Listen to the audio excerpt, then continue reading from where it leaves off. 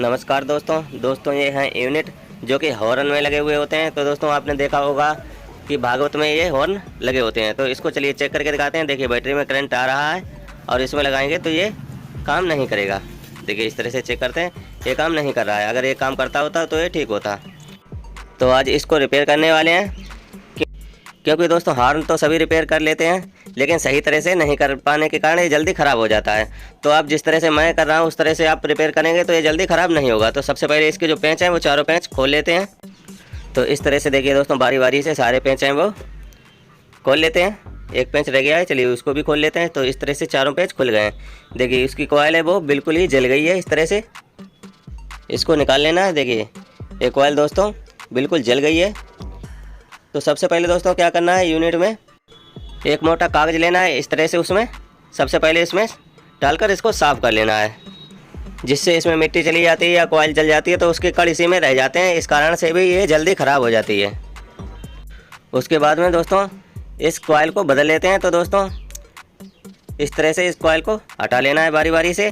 तो दोस्तों इस कॉइल को डायफ्राम नाम से भी जानते हैं। तो दोस्तों इस डायफ्राम को बाहर निकाल लेते हैं बारी बारी से। दोनों वायर हैं वो शोल्डर हटा करके इसको बाहर निकाल लेते हैं। देखिए इसको हटा दिया है। अब इसमें लगाएंगे नया डायफ्राम।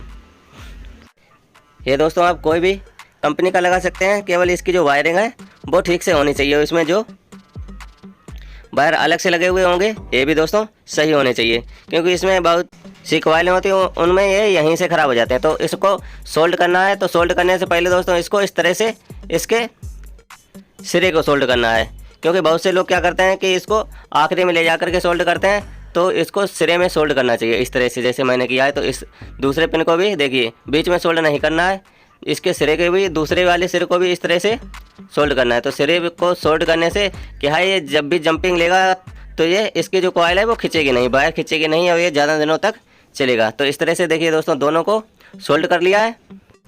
तो दोस्तों दोनों वायर हैं वो सोल्ड हो गए। उसके बाद में क्या करना है, इसमें लगा देना है टेप।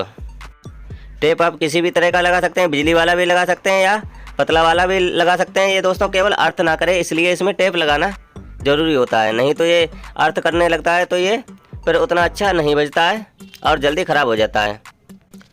तो दोनों वायरों में बारी बारी से इसमें देखिए इस तरह से टेप है वो लगा दिया है, जिससे कि दोनों वायरों के ऊपर ही लगा दिया है, जिससे कि ये अर्थ ना करे, मतलब इसकी बॉडी में है वो अर्थिंग ना आए। तो चलिए अब इसको कस लेते हैं। तो सबसे पहले ये यूनिट की कॉइल जो है डायफ्राम की कॉइल, इसको इस तरह से निकाल लेना है।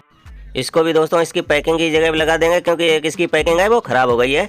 तो उसकी जगह पर इसको लगा देंगे। इस तरह से इसको लगा देना। चलिए अब इसको कस लेते हैं, फिर इसको चेक करके दिखाएंगे। इसकी जो कॉइल है वो देखिए, इसकी ये कॉइल है ये यूनिट के इस कॉइल के अंदर रहनी चाहिए, क्योंकि थोड़ी तिरछी लग जाने से ये ख़राब भी हो सकती है, इसलिए ये बिल्कुल सही तरह से बंद कर लेना है। चलिए अब इसके पेंच मिला लेते हैं, उसके बाद में इसको कस लेते हैं। तो इसके पेंच बारी बारी से कस लेते हैं। तो चारों पेंचों को बारी बारी से कस लेना है, बिल्कुल ही सही तरह से कसना है, ढीला नहीं छोड़ना है इसको। देखिए सारे पेंच हैं वो कस गए हैं। तो अब चलिए इसको चेक करके दिखाते हैं। देखिए बैटरी में करंट आया नहीं लगा है, ये देखिए बिल्कुल सही हो गया है। ग्राउंड भी नहीं, देखिए इसके ग्राउंड में भी नहीं करंट आया है, मतलब ये सही है, सिर्फ पॉइंट में ही बोल रहा है, ग्राउंड में नहीं बोल रहा है।